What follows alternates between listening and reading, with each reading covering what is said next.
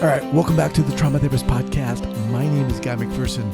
My mission is to raise the awareness of trauma and to support and inspire new trauma therapists just starting out on the trauma-informed journey. I do that with my membership community, Trauma Therapist 2.0, my online courses and workshops, and the Trauma Therapist newsletter. If you're a therapist of any kind and you work with individuals who've been impacted by trauma, I invite you to head on over to my website at thetraumatherapistproject.com. That's thetraumatherapistproject.com. All right, let's get started. All right, you ready to do this? Yeah, sure. All right. So 5, 4, 3, 2, and 1. All right, folks, welcome back to the Trauma Therapist Podcast. I am very excited to have some guests today. Jason Anderson. Jason, welcome. Thank you. Welcome. Nice meeting you. All right. So Jason served 20 years in the RCMP, Royal Canadian Mounted Police, correct? That's correct, yes. Correct. And medically retired in 2021 after recovering from PTSD stemming from his policing career. He transitioned to a career as a social worker, psychotherapist in Brantford, Ontario, where he works with public safety personnel and the general public in working through their traumas.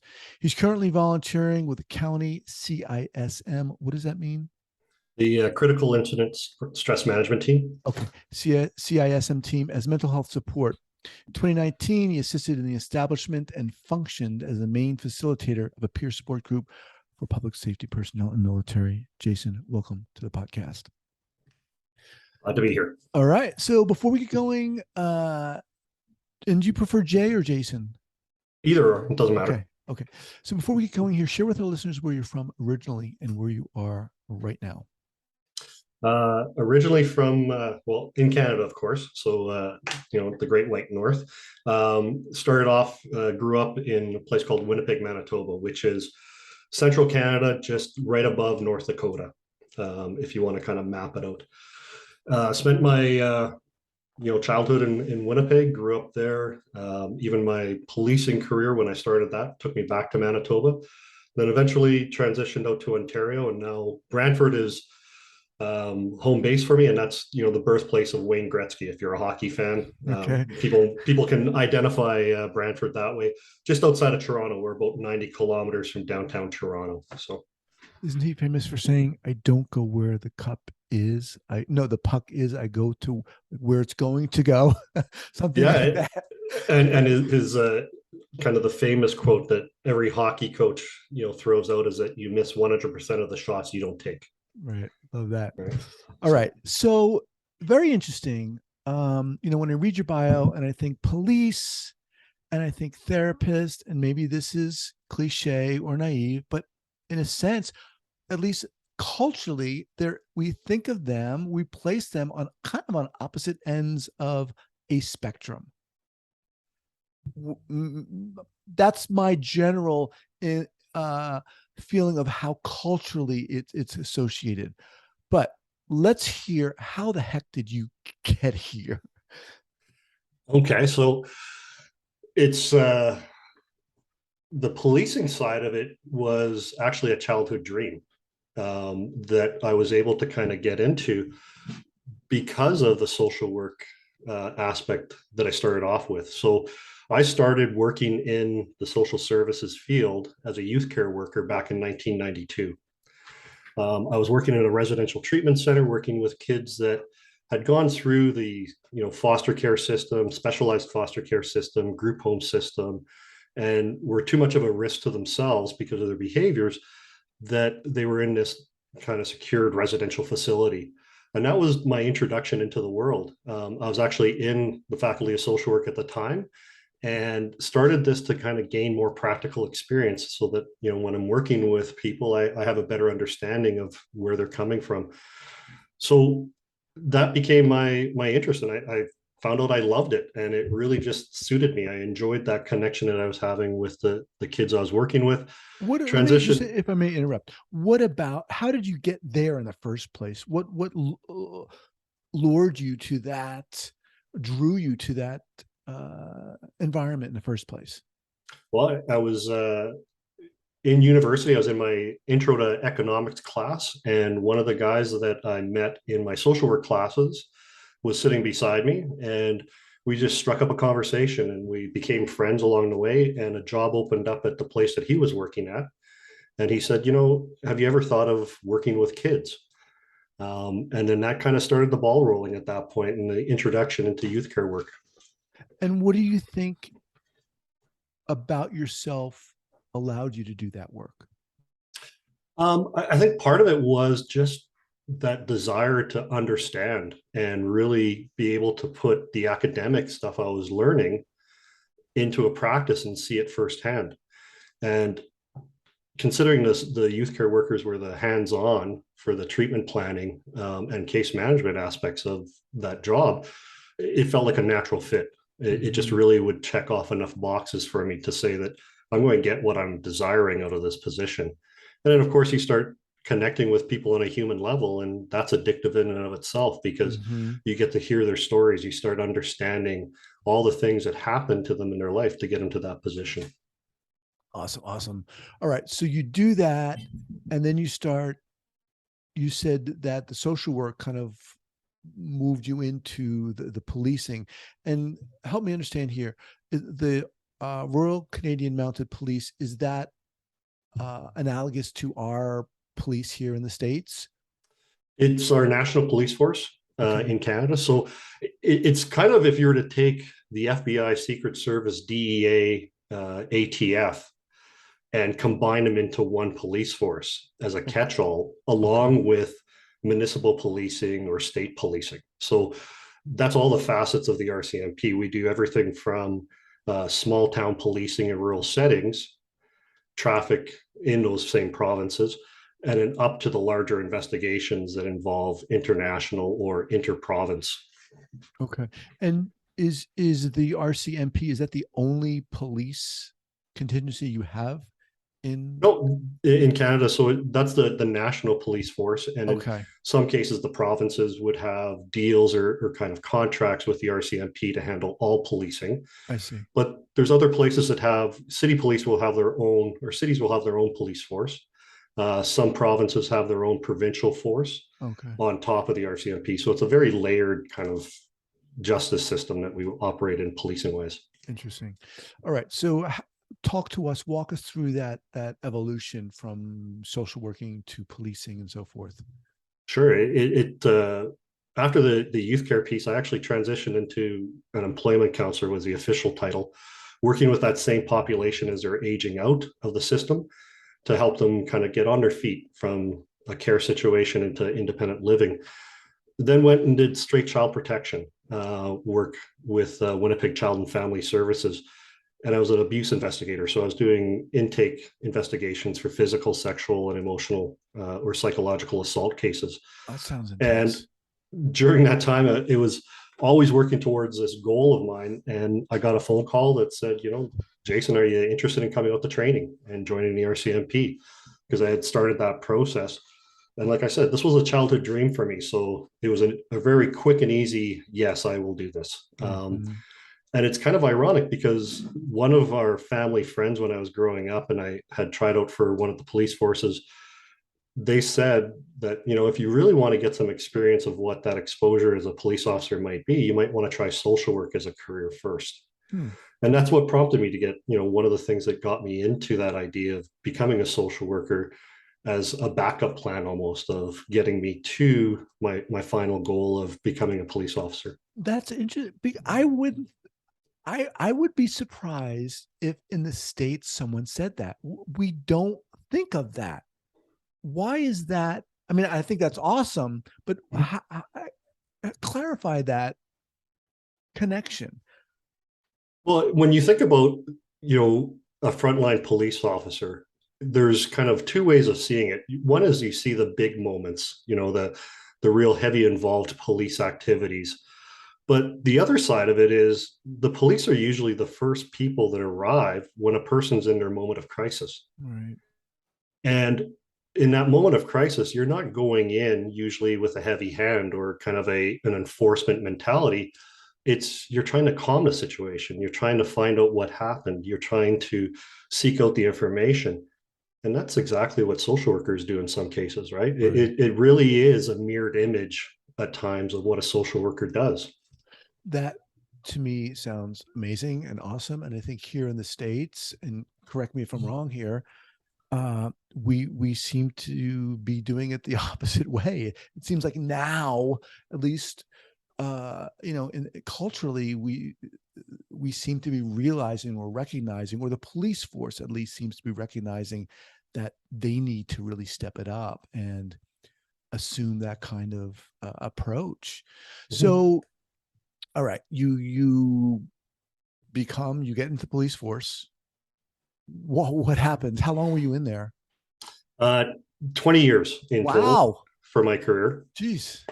So I started off in a small, isolated fly-in reserve or First Nations community, about 720 kilometers north of Winnipeg. So if you look at a map and you see Hudson Bay in northern Canada, it was basically 50 kilometers south of Hudson Bay. So kind of high northern territory area, not quite the Arctic.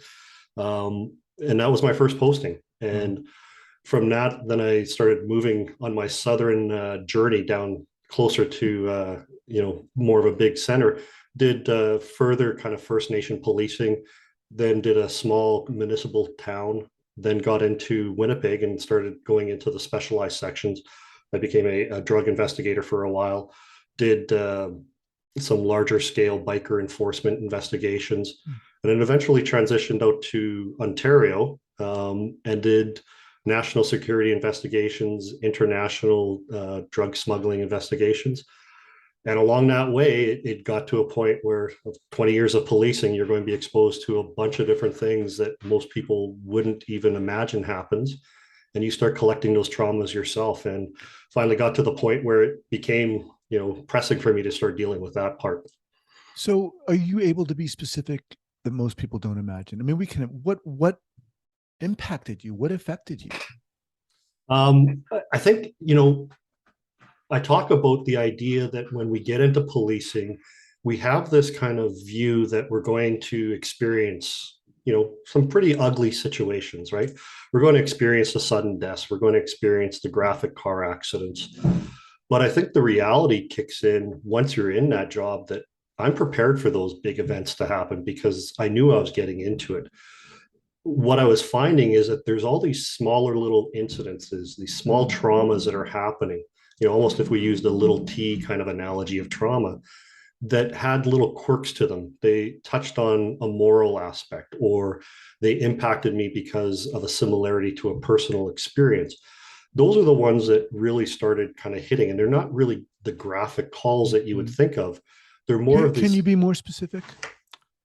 Yeah, I guess one of the biggest ones for me was a death that occurred with a newborn infant and having to witness that kind of series of events as they happened, Right. without the ability to respond and kind of act in a way that you felt you should have been acting, but because of the role that you were in, you had to take a back seat and just bear witness to it. So, what, for example, what would you have wanted to do, or how would you wanted to act, and felt you Well, couldn't? yeah, I think because of that situation, seeing that an ongoing death occur, you want to be in a position where you can comfort, where you Mm-hmm. can respond in a caring manner. But as my role of a police officer, it wouldn't fit for that situation, and that there was others that were present that would have been in that role or be kind of a better option for responding in that situation. Mm-hmm. Yeah. Wow. That's a really good example, and I could see how examples like that obviously could accumulate, and it sounds like they did. Yeah, I think there's a number of those kind of incidences that have happened over the years. Like I think of some of the ones where you get into a fight and what you think is just going to be a more physical arrest turns into a situation where you're making a life or death decision and coming to a realization for yourself that if this progresses to the next step, then I've got to take action to end the Mm. threat or bring that threat to a closure. So it really played a lot on the moral aspects for me. Those situations that really brought everything to a head for myself. And while, I mean, you described a 20-year career, my gosh, while this was going on, were you, quote unquote, dealing with each of these incidences in the wake of them, or did it just get to a point where, or points where things accumulated and you were like, holy crap, I need to take a break? How did it hit you, impact you? It unfortunately, the nature of policing is that you don't get a lot of chances to deal with situations. The witnessing the infant death was one aspect where I can tell you that I'm dealing with this death of an infant and everything that's happening, but I'm not able to process it because I go back to the office, start the paperwork, and then I'm called out to a bar fight. Mm-hmm. So you're never given the chance to really sit down afterwards and say, okay, that was a messed up situation. I've got to deal Right. with it. It's just a layered call upon call upon call. And depending on the call volume, you might not be able to get back to that situation for a couple of days to really look at it and process. Right. And my guess is the police force didn't have, or did they have a therapist or someone, a counselor that you could go to? Did they even encourage that? No, and that's kind of the issue with policing right now that they're trying to fix, right? They're recognizing that on these serious incidences, we need to step it up and start doing some of that intervention earlier on to at least address the acute aspect of it and Right. settle some of those original or initial kind of thoughts that start surfacing for the officers. Right, right. And I guess this is what I was alluding to when I said initially, you kind of, I think here in the States, place, social work and policing in on opposite ends of the continuum, because in a sense, they require a certain uh, what ability or facility, an immediate facility, that, right, you need a working mindset to do policing, Mm-hmm. right? How, at what point did this stuff hit you and you were like, I need to get out? Well, what? I was going from Toronto to Vancouver, so it's a 3.5 hour flight. And at this point in my career, just before all this kind of came to a head, I'm moving up, I'm advancing, I'm kind of taking on more duties. I'm looking at my next promotion, getting ready for that. I'm kind of where I want it to be career wise. And I'm on a plane and I figure, now's a good time to watch a movie. So I was going through the catalog and I find American Sniper on there and I started watching it. And it's an enjoyable movie. But then when Chris Kyle goes to the nursery in that one scene, I'm bawling my eyes out on this plane that's Mm. 30,000 feet, Oh my and I can't gosh. figure out what the heck is going on or why. I then kind of get myself together. My coworkers a couple of rows up, so I don't want them to see me crying. So bring myself together and I keep on watching the movie thinking, okay, it just something I might be tired or, whatever excuses that we give ourselves to kind of normalize our behavior in that moment. And then another scene comes up and the exact same thing starts happening. And I'm a complete wreck. And as I'm trying to deal with this feelings that I'm having, the announcement is that we're coming in for our landing into Vancouver. So it's Mm. a quick kind of, let's package everything up, push it down as much as possible. Let's stay focused on getting yourself together to present for your coworker. I then go to the conference that I was heading into town for, and I was struggling during that entire time trying to figure out what the heck is happening to me because there's this huge upheaval. I spent much of one night kind of wandering around town just trying to sort out what's happening in my head. Why am I feeling this way? Why am I going from, being mad to crying to all different emotions in a matter of like seconds? And then finally the next morning it hit me and it's like, okay, it's the baby. It's the death of the infant that So really in is. on the plane, you didn't put two and two together and realize that you were being triggered by the infant. Not at the time, no, not at Okay, right, all. right, right. And but it has been one of those calls that always stuck with me, right? It was one of those ones that, when you talk to a police officer and you'll say, like, what are the calls that you remember? Well, this was the one that always came up for me. This was Right. the top one. But it wasn't until the next morning before I start flying out that I realized, okay, this is what what I'm dealing with. And I think it was actually a benefit for me because at that point I was able to say, okay, if that's what it is, I know where this is going. I know that this is kind of the start of this process that I'm going to have to do. And I was able to make the phone calls I had to make sure that I was coming back to a situation where I would be supported.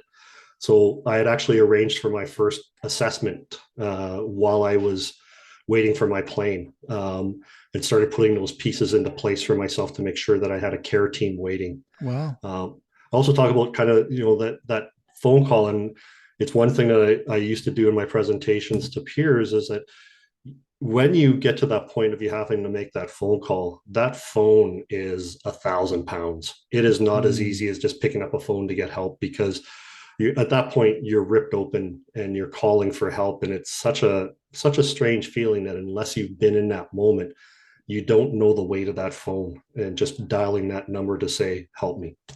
So I appreciate you sharing that story and appreciate you saying that. Talk a little bit more about what was going through you when you did make that decision. You did say to yourself, I need help. What is that like? What was it like for you? A lot of shame. I think it's very clear that in that moment, when you're recognizing that you're fallible, that things didn't work out the way that you wanted them to, shame comes on big.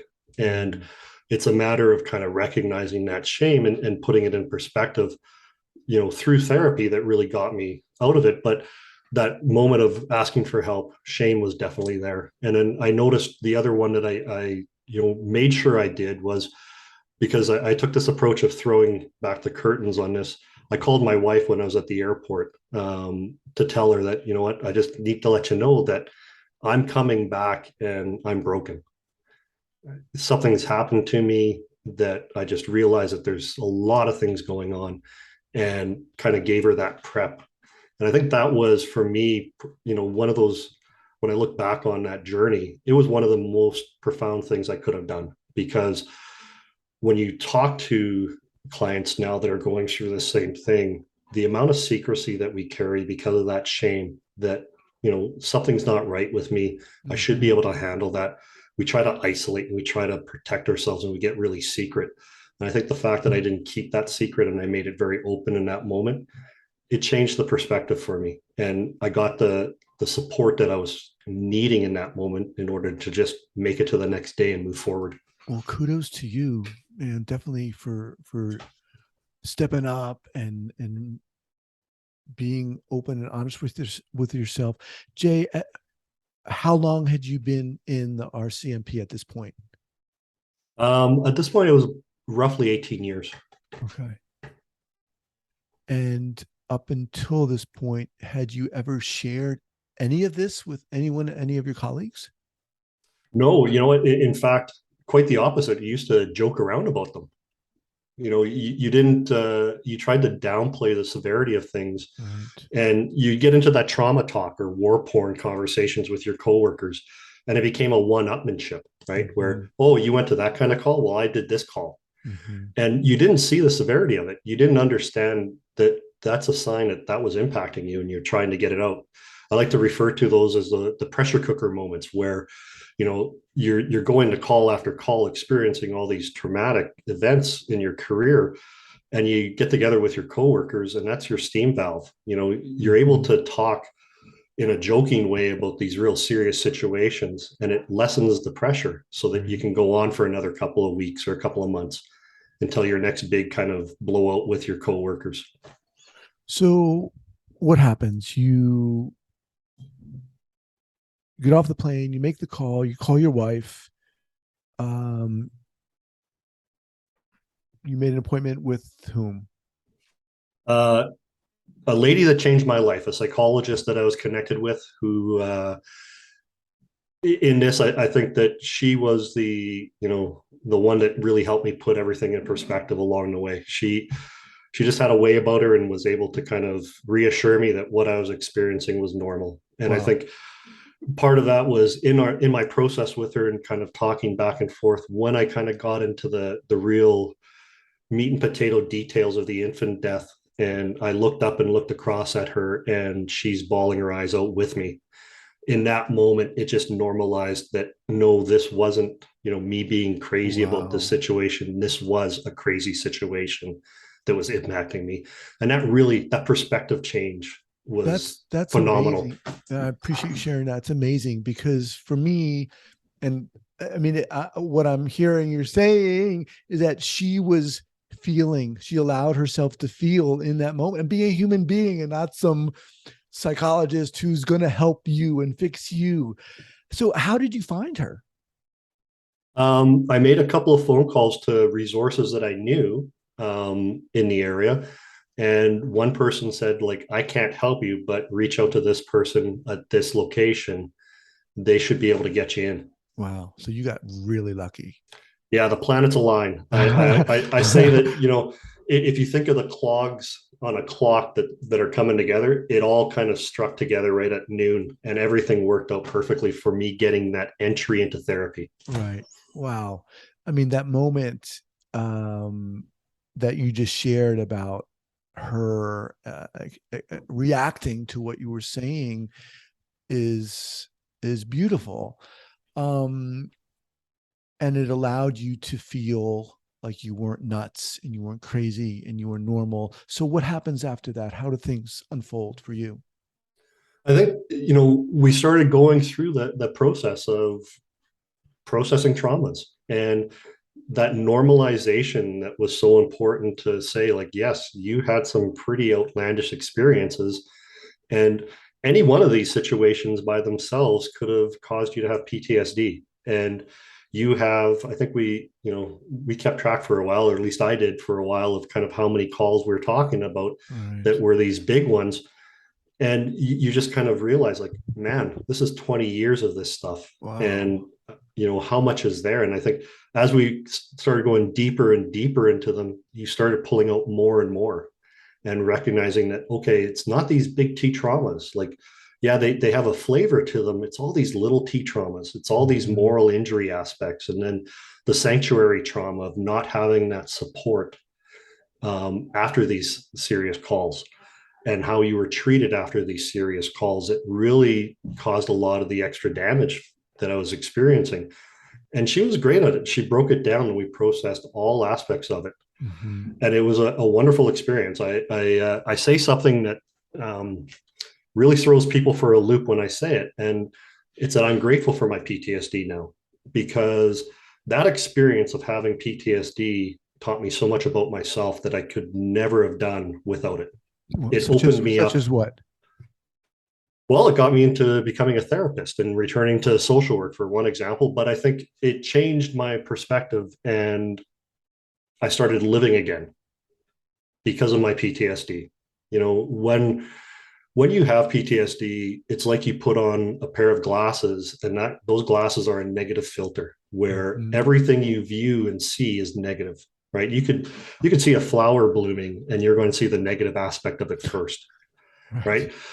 And what PTSD allowed me to do, and processing that PTSD, was take off the glasses for the first time in 20 years and say, oh, look, that's a lovely flower there, right?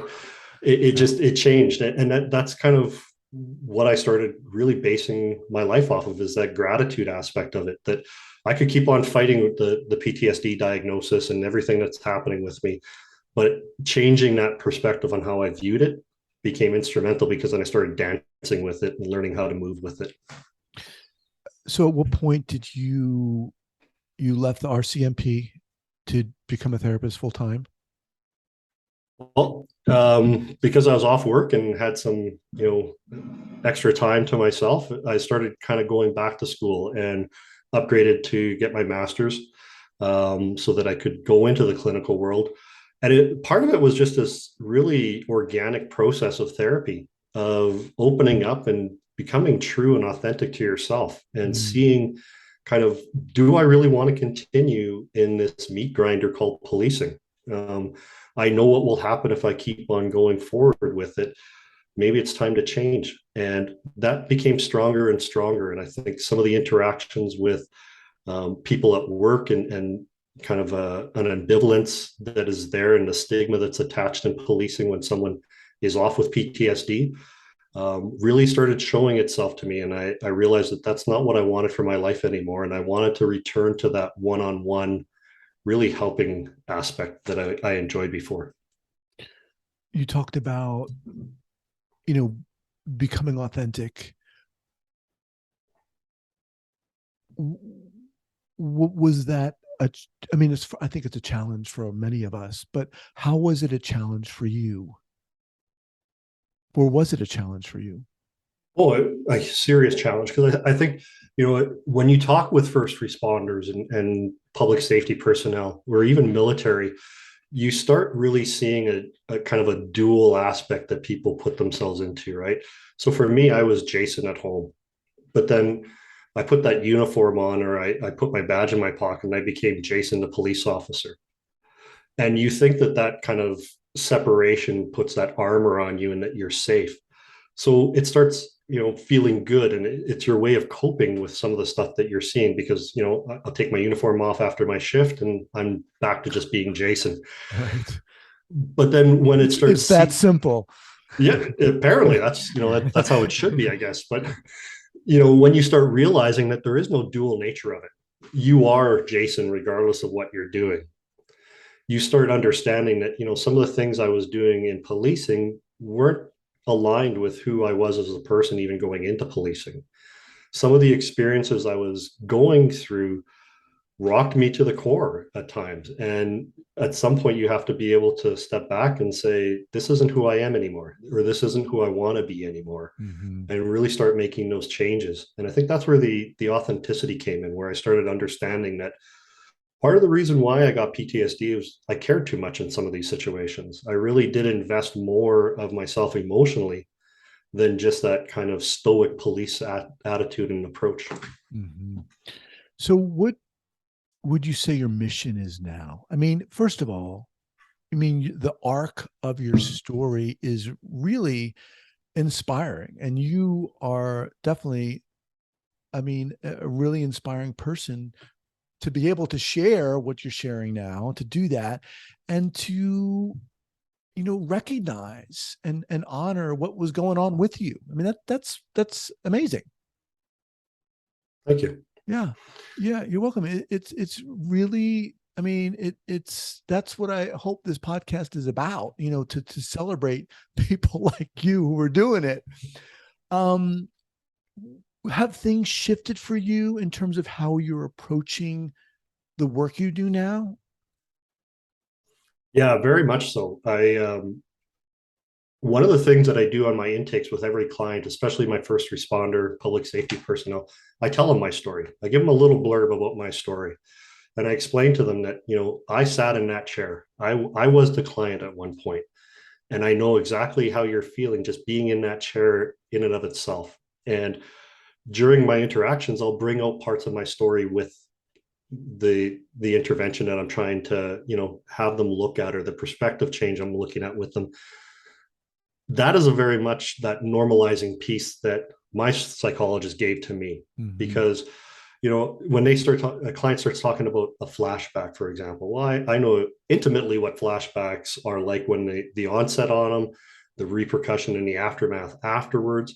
So I'm able to kind of hit them at that different level of understanding, and it opens them up, and they start sharing more of that experience, because it's not someone that doesn't understand. Right. The other thing is that it really does speak to that approach that I really took on with clients, and that's that human approach. I think my experience of having someone sit across from me being human really set the stage for me as a therapist, being able to sit in a room, listen to the worst stories you can imagine, and be human with that other person. Mm-hmm. Awesome. Wow. Jason, what's the best way for people to get in contact with you? Through my email, jason@balancedthoughts.com. Okay. And is probably the best. All right. And your website is balancedthoughtscounseling.com. Yeah, that's the professional kind of practice that we're running. Okay. We'll have that linked up here at the show notes page at the traumatherapistpodcast.com.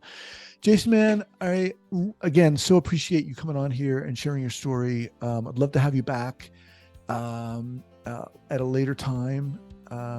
Man, just incredible what you've been through and how you've gone through it. So I want to thank you so much for being a part of this podcast. Well, thank you very much for having me on, and I'd be more than willing to come back anytime. All right. Good meeting you, sir. Take care. Nice meeting you. I want to thank you so much for listening to this podcast, and I want to let you know that I am very excited about my new podcast, The Right Now Project. The Right Now Project is about healing. It's about stepping into our own courage and authenticity and getting started or continuing along our healing process. We're all going through something, whatever it is, in this crazy life we're living. And the Right Now Project is about honoring that, celebrating that, and sharing our stories via the associated membership site. Check us out at therightnowproject.com, therightnowproject.com.